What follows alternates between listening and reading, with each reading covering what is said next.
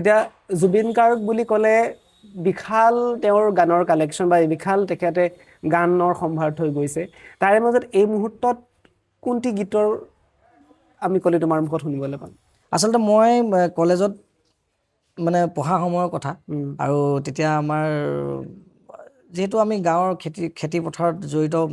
মানুহ গতিকে পথাৰলৈ গৈ থাকোঁতে এটা গীত খুব মানে তেতিয়া মানুহৰ ছুপাৰ মুখে হিট আৰু দিহিঙৰ গৰা বুলি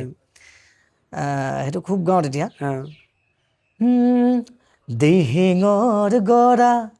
জহিছে খহিছে আঁতৰৰ পৰা দেখাই দেখিছে মোৰে মন নদীৰ দুয়োটি পাৰ কিয়নো খহিছে তুমি দেখিছানে দেখি ভাবিছানে দিহিঙৰ গৰা